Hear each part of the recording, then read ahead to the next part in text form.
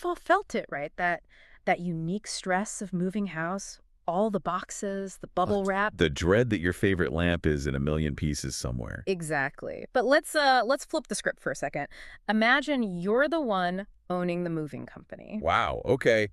That's a whole different kind of nightmare. You've got the trucks, you've got a crew you have to pay, and you're just sitting there waiting for the phone to ring in this sea of digital noise. And if that phone isn't ringing, it's almost always because to your customers, you're completely invisible. And that's what we're digging into today. We've got a whole stack of insights here from Samyak Online. They're a digital marketing agency, been in the game for over 20 years, and they have this super specific focus on packers and movers. Mm-hmm.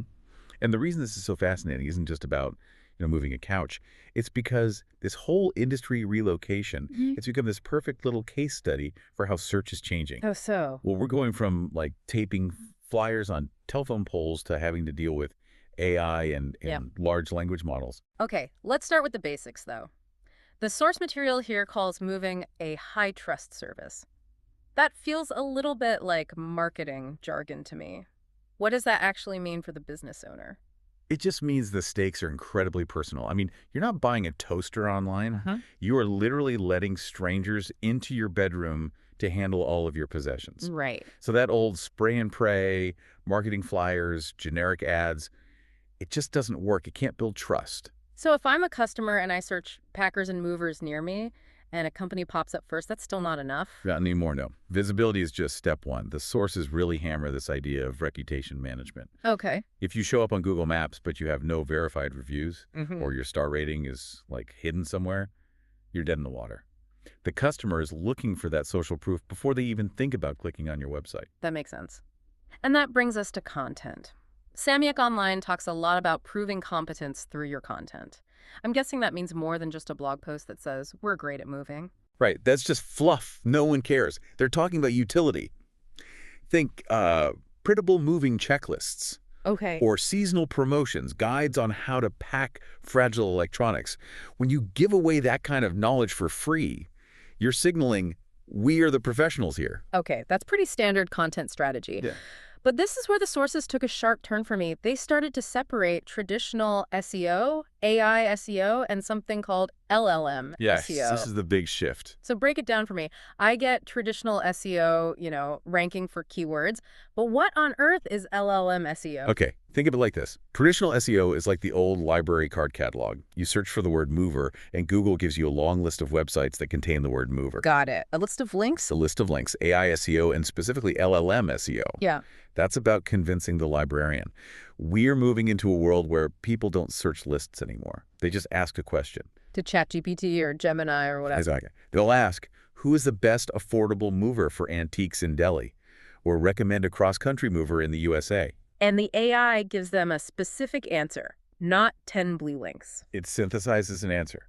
So LLM SEO is the whole process of basically training that AI librarian to know that your company is the right answer to that question. How do you even do that? It's not like you can buy an ad inside ChatGPT. No, you can't. You have to structure your website's data so the machine can actually understand it. The sources kept mentioning semantic SEO and schema markup. Okay, whoa. Schema markup? English, please? It's simpler than it sounds. Think of it like you're putting little digital sticky notes on the code of your website that only the robots can read. Okay. So instead of just writing, we move cars on your page, you use schema to tell the algorithm explicitly, this is a business. Its type is vehicle transport. Its specialty is eco-friendly, you see. So you're literally spoon-feeding the context directly to the AI. Precisely. You're turning your business from just a bunch of keywords into a defined entity that the AI understands. And if it understands exactly what you do, corporate relocation versus, say, pet moving, it's way more likely to recommend you for a specific question. And that seems to be what Samyak Online is getting at. They list all these different niches, international moves, household shifting, office relocation. Because being a generalist is starting to hurt you with AI. If someone asks for pet relocation services, the AI wants to give them an expert, not just some generic man with a van. The more specific you are, the more machine-readable you become. So for a business owner listening to this, it sounds like a lot of technical work. It can be, yeah, which is why agencies like this exist, The barrier to entry is just getting higher. It's not just about having a website anymore. It's about having a website that can speak robot. It just completely redefines what being visible online even means. Totally. In the past, visible meant you were on page 1 of Google. Tomorrow, visible might mean being the single answer generated by an AI. And if you're not the answer, You don't exist. you basically don't exist. Wow. That is a slightly terrifying thought to end on. As we shift from search engines to answer engines, is your business actually structured to be the answer, or will you just get lost in the digital noise? That's the question every single business needs to be asking itself right now. Thanks for diving in with us. We'll catch you on the next one.